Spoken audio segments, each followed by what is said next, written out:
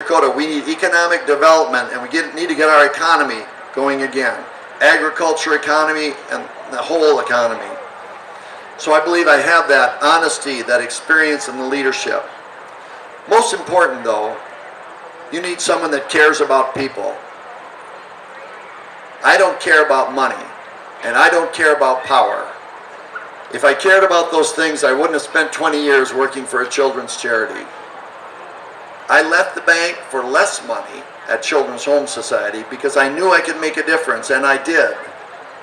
I would not have a Dennis Daugaard agenda. If I'm elected governor, I will have a South Dakota agenda.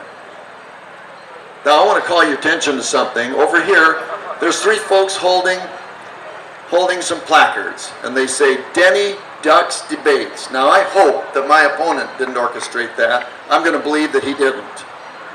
But it says I duck debates. Well, I scheduled 16 forums like this. 16. Now if that's ducking, I don't know the definition of that word. But I'll tell you, I did cancel 2 debates. I'll tell you why. I canceled one because my wife's father died, and the funeral was on the day of the debate. And then I canceled another one last week because my best friend died, and the funeral was on the day of the debate.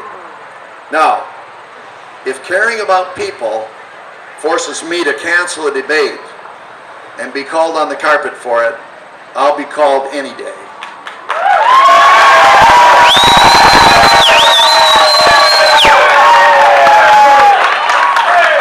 Thank you, Dennis Daugaard. Scott Heideprim, your closing remarks. Thank you, Paul. And I'd like to thank the Lieutenant Governor for appearing with me. This is about our 4th or 5th time together, and I think it's really important that the people of South Dakota see us side by side so that they get kind of a sense for where we're going to take this state.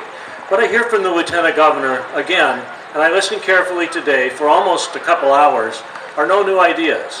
What I hear is someone who likes the stability of the status quo right now, and he doesn't want to see any change in South Dakota. And if you feel that way, he's your guy. You should elect him. You see, the state of South Dakota has a history of 2 very distinct kinds of governors over the years.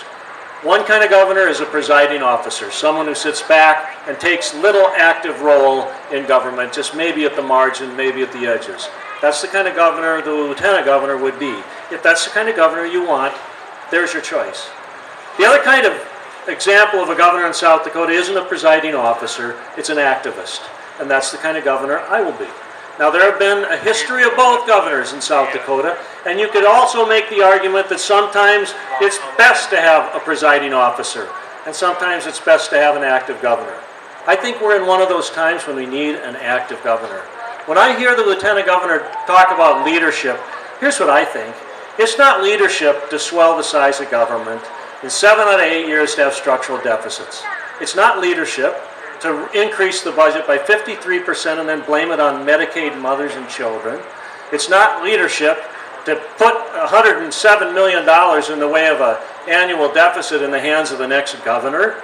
It's not leadership to reduce our investment in education by 39% down to 31%. And it's not leadership in South Dakota to let TransCanada do whatever they want with the farm ground up and down the Jim River Valley or out in the western part of South Dakota. That is not leadership, ladies and gentlemen.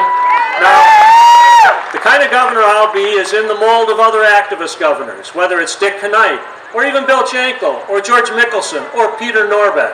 Those were governors who were activists. They weren't afraid to make mistakes, and I won't be either, but that's the price you pay if you really want to succeed.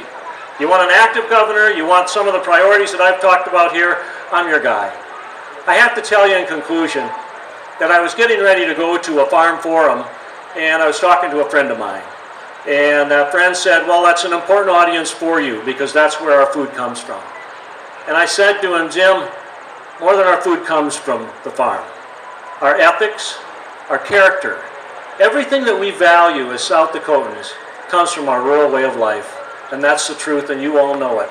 And I'm so proud to be here with you at the South Dakota State Fair and to be home again. Thank you.